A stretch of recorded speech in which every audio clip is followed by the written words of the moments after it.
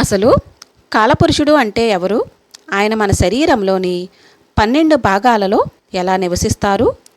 ముఖ్యంగా ఉగాది రోజున కాలపురుషుడు మన నోటిపై ఉంటాడని పురాణాలు ఎందుకు చెబుతున్నాయి?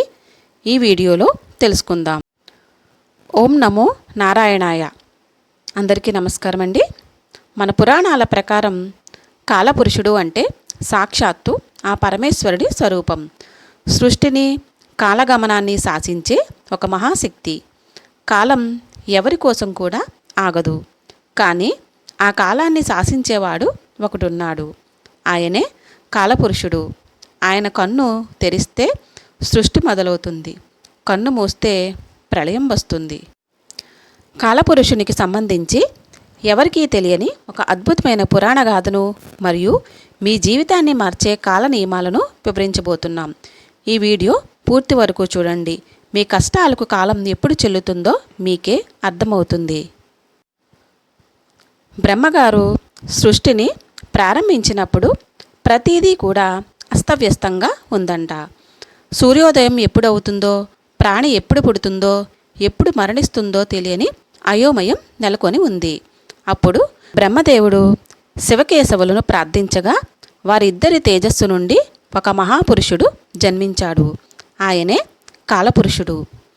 ఆయన శరీరం మొత్తం నక్షత్ర మండలాలు, రాసులతో నిండి ఉంటుంది. శివుడు ఆయనను లయకారక శక్తిని, విష్ణువు ఆయనకు స్థితికారక శక్తిని ఇచ్చారు. అప్పుడు కాలపురుషుడు బ్రహ్మతో ఇలా అన్నారు: దేవా, ఈ సృష్టి నా శరీర కదలికపై ఆధారపడి ఉంటుంది. నేను ఏ రాశిలో ఉంటే ఆ రాశి వారికి ఆ కర్మఫలం అందుతుంది. మనం చేసే ప్రతి పనిని కాలపురుషుడు గమనిస్తూ ఉంటాడు. కాలం చెల్లింది అని మనం వాడే పదం వెనుక అర్థం ఏమిటంటే ఆ వ్యక్తికి కాలపురుషుడు కేటాయించిన సమయం ముగిసింది అని. మార్పునకు సంకేతం. కాలపురుషుడు నిరంతరం చలిస్తూనే ఉంటాడు. ఆయన ఆగడు. అందుకే జీవితంలో ఏది శాశ్వతం కాదని, కష్టాల తర్వాత సుఖాలు వస్తాయని కాలపురుషుడు గమనం మనకు నేర్పిస్తుంది. జ్యోతిష్య శాస్త్రం ప్రకారం అనంతమైన కాలమే ఒక పురుష రూపంలో ఉంటే మన 12 రాశులు ఆయన శరీర భాగాలుగా వర్ణించబడ్డాయి. శిరస్సు మేషరాశి, ముఖము వృషభ రాశి, భుజాలు చేతులు మిథున రాశి, హృదయం కర్కాటక రాశి, ఉదరం సింహరాశి, నడుము కన్యారాశి, వస్తి తులారాశి, గుహ్యావయవాలు వృశ్చిక రాశి, తొడలు ధనుస్సు రాశి, మోకాళ్ళు మకర రాశి, పిక్కలు కుంభరాశి, పాదాలు మీనరాశి. అందుకే మనం రాశి ఫలాలు చూసుకున్నప్పుడు ఆ రాశికి ఏదైనా దోషం ఉంటే కాలపురుషుడు శరీరంలో ఆ భాగానికి సంబంధించి సమస్యలు వస్తాయని నమ్ముతారు.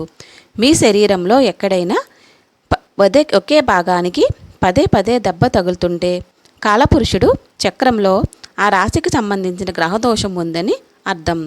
ఉదాహరణకు మీకు మోకాళ్ళ నొప్పులు ఉంటే కాలపురుషుడు 10వ రాశి అయిన మకర రాశి శనిగా మీపై ఆగ్రహంగా ఉన్నాడని అర్థం. అందుకే కాలపురుషుడిని పూజిస్తే నవగ్రహ దోషాలు వాటంతట అవే తొలగిపోతాయి. ఉగాది అంటే యుగ ఆది, అంటే కాలం పుట్టినరోజు. పురాణాల ప్రకారం ఉగాది రోజున కాలపురుషుడు మేషరాశిలోకి తలపెట్టి తన సంచారాన్ని ప్రారంభిస్తారు. ఆ సమయంలో అంటే ఉగాది పచ్చడి తిన్న తర్వాత సుమారు 2 గంటల పాటు ఆయన మన వాక్కుపై నివసిస్తారు. పురాణాల ప్రకారం ఈ సమయంలో మీరు అనే ప్రతి మాట అమృతవాక్కు అవుతుంది. మీరు ఎవరినైనా దీవిస్తే అది తప్పక జరిగి తీరుతుంది. అలాగే మిమ్మల్ని మీరు తక్కువ చేసుకున్నా కూడా అది కూడా నిజం అవుతుంది. అందుకే ఆ సమయంలో మౌనంగా ఉండడం లేదా కాలపురుషుని అష్టకం చదవడం వల్ల మీ కష్టాలు తొలగిపోతాయి. ఈ పరాభవ నామ సంవత్సరంలో మీకు కాలం కలిసి రావాలి అంటే ఉగాది రోజున ఒక రాగి పాత్రలో నీరు తీసుకుని అందులో 2 తులసి దళాలు వేసి ఎండలో ఉంచండి. ఆ నీటిని సాయంత్రం వరకు ఉంచి మీ ఇంటిపై చల్లుకోండి. ఇది కాలపురుషునికి ఇచ్చే అర్ఘ్యం వంటిది. ఈ పరిహారం వెనుక ఉన్న ఆధ్యాత్మిక మరియు శాస్త్రీయ ఆధారాలను ఇప్పుడు చూద్దాం. ఇది కేవలం ఒక ఆచారం మాత్రమే కాదు, దీని వెనుక కాల విజ్ఞానం ఉంది. రాగి పాత్ర మరియు సూర్యరశ్మి. పురాణాల ప్రకారం రాగి సూర్యుడికి అత్యంత ప్రియమైన లోహం. సూర్యుడు కాలానికి అధిపతి. ఉగాది రోజున సూర్యుడు రాగి పాత్రలో నీటిలో ఉంచడం వల్ల ఆ నీరు సూర్యుడిలోని సౌరత శక్తిని గ్రహిస్తుంది. దీనిని శాస్త్రీయంగా సోలార్ ఛార్జ్ వాటర్ అని అంటారు. ఇది ఇంట్లోని నకారాత్మక శక్తిని హరిస్తుంది. తులసి దళము. తులసిని విష్ణుప్రియ అంటారు. కాలపురుషుడు విష్ణు స్వరూపం. తులసీ దళం కలిసిన నీరు తీర్థంతో సమానం. ఉగాది రోజున కాలపురుషుడు కొత్త రాశిలోకి ప్రవేశించినప్పుడు ప్రకృతిలో వచ్చే మార్పుల వల్ల కలిగే దోషాలను, ముఖ్యంగా వాస్తు మరియు పితృదోషాలను తొలగించడానికి ఈ తీర్థం ఉపయోగపడుతుంది. కాలపురుషుడి చక్రంలో 8వ ఇల్లు వృశ్చిక రాశి. ఆయుష్ను, 9వ ఇల్లు పితృదేవతలను సూచిస్తుంది. ఉగాది రోజు ఈ పరిహారం చేయడం ద్వారా కాలపురుషుడిని తృప్తిపరిచినట్లు అవుతుంది. తద్వారా పితృదేవతలను మరియు సర్పదోషాలు తొలగిపోయి వారి అనుగ్రహం మనకి లభిస్తుంది.